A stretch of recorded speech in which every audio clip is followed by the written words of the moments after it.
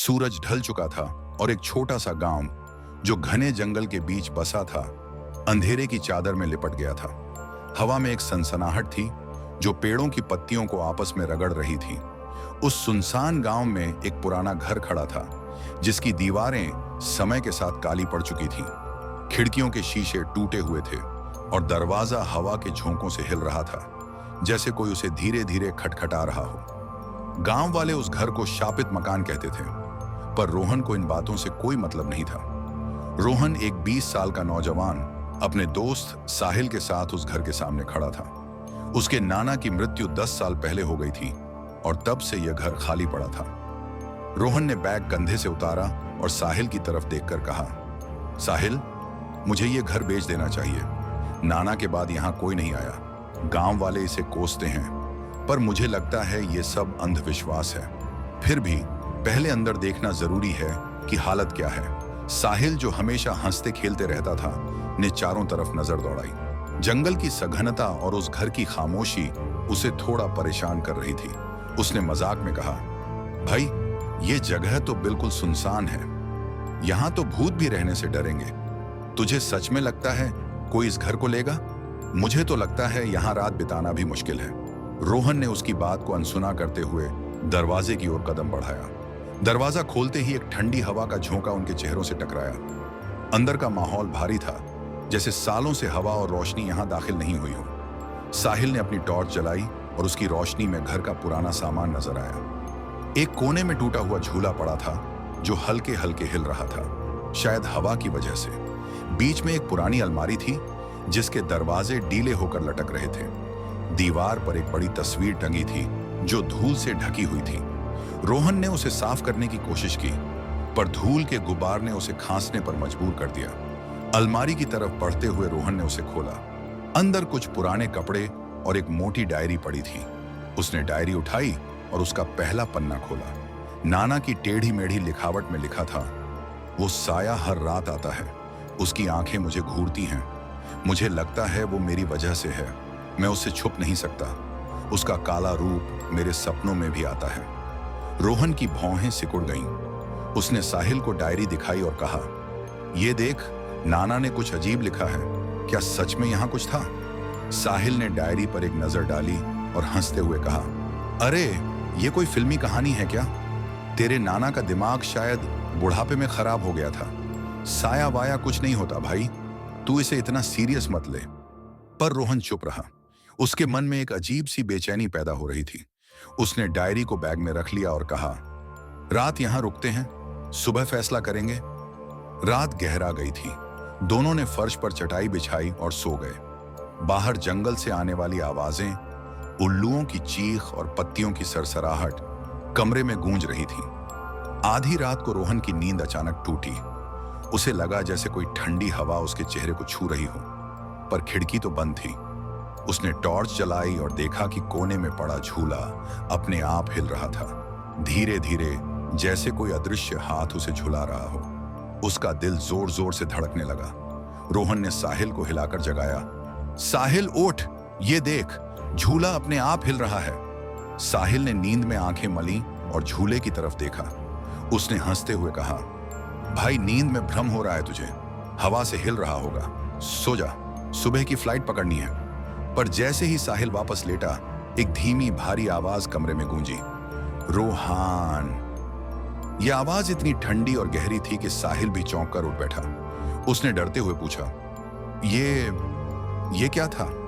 रोहन का चेहरा पीला पड़ गया। उसने कहा, मुझे नहीं पता, पर यह नाना की बातों से जुड़ा हो सकता है। सुबह हुई। सूरज की किरणें जंगल के पेड़ों से छनकर घर तक पहुंची, पर अंदर का माहौल अभी भी ठंडा और भारी था। रोहन ने डायरी फिर से खोली और पढ़ना शुरू किया। उसमें लिखा था, मैं जंगल में उस समाधि तक गया था। वहां एक काला पत्थर था जो बाकी पत्थरों से अलग था। मैंने उसे छुआ और उसी रात वो साया मेरे पीछे पड़ गया। उसकी सफेद आंखें मुझे हर रात घूरती हैं। मुझे लगता है मैंने कोई शाप जगा दिया। रोहन ने साहिल को यह पढ़कर सुनाया और कहा, साहिल, ये मजाक नहीं है। नाना ने यहां कुछ गलत किया था और शायद वो चीज अभी भी यहां है। साहिल अब थोड़ा परेशान दिख रहा था, पर उसने हिम्मत जुटाकर कहा, तो क्या अब तू उस समाधि को ढूंढने जाएगा? अरे ये सब बकवास है, चल यहां से निकलते हैं। पर रोहन के चेहरे पर एक अजीब सा जुनून था। उसने कहा, नहीं, मुझे सच जानना है। अगर नाना की बात सच है तो हमें उस समाधि को देखना होगा। साहिल ने सिर पकड़ लिया, पर रोहन की जिद के आगे उसे हार माननी पड़ी। दोपहर का समय था। दोनों जंगल में घुसे। पेड़ इतने घने थे कि सूरज की रोशनी भी नीचे तक नहीं पहुंच रही थी। हवा में एक अजीब सी गंध थी, जैसे सड़ती हुई लकड़ियों की। रोहन डायरी में लिखे संकेतों के आधार पर चल रहा था। 3 बड़े पेड़ों के बाद बाईं ओर मुड़ो, वहां समाधि होगी। काफी देर भटकने के बाद उन्हें एक पुरानी समाधि दिखी। उसके ऊपर एक चिकना काला पत्थर रखा था, जो बाकी पत्थरों से अलग लग रहा था। रोहन उस पत्थर के पास गया और उसे छूने के लिए हाथ बढ़ाया। साहिल ने उसे रोकते हुए कहा, पागल है क्या?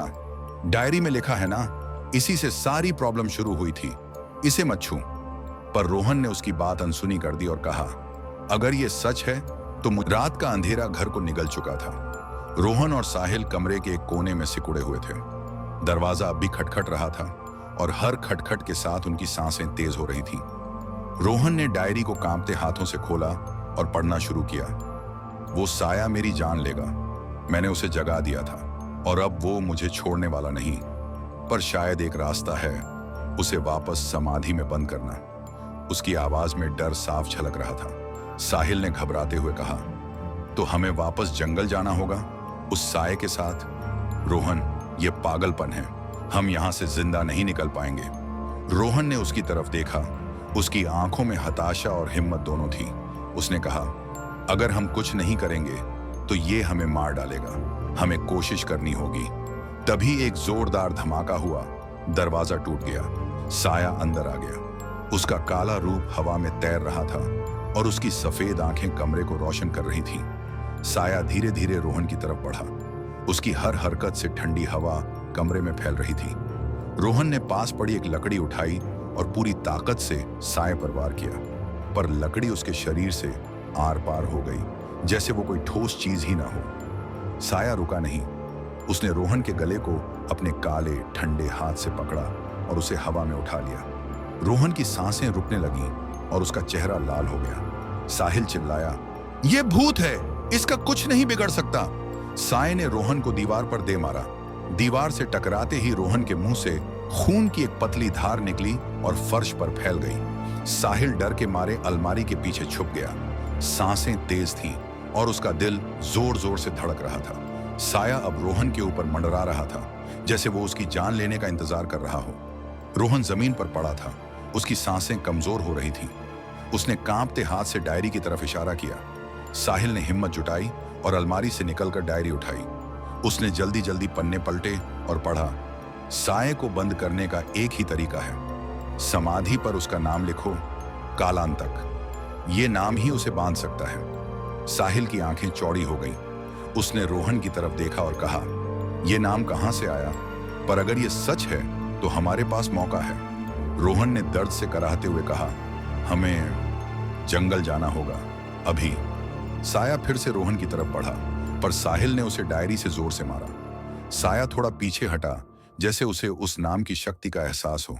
साहिल ने रोहन को उठाया और कहा, चल, हमारे पास वक्त कम है। दोनों दरवाजे से बाहर भागे। साये की ठंडी सांसें उनकी पीठ पर महसूस हो रही थीं। जंगल में रात और गहरी हो चुकी थी। पेड़ों की छाया में कुछ भी साफ नहीं दिख रहा था। दोनों समाधि की तरफ भागे। साये की गुर्राहट उनके पीछे गूंज रही थी।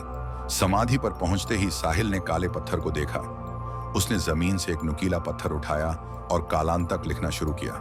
साया चिल्लाया, रुको, तुम मुझे रोक नहीं सकते। उसकी आवाज इतनी तेज थी कि पेड़ों की पत्तियां झड़ने लगी। रोहन ने साये का ध्यान भटकाने के लिए उसकी तरफ एक लकड़ी फेंकी। साया उसकी तरफ मुड़ा और साहिल ने नाम पूरा किया।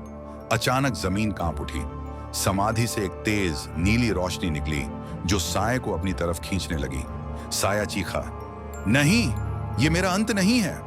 पर उसकी आवाज धीरे धीरे कमजोर पड़ने लगी। साया रोशनी की तरफ खींचा जा रहा था, पर उसने हार नहीं मानी। उसने रोहन को फिर से पकड़ा और उसका गला इतनी जोर से दबाया कि उसकी आंखें बाहर निकल आईं। रोहन की चीख हवा में गूंजी और उसके मुंह से खून की धार छूटी। जो समाधि पर जा गिरी। उसकी सांसें रुक गईं और उसका शरीर ठंडा पड़ गया।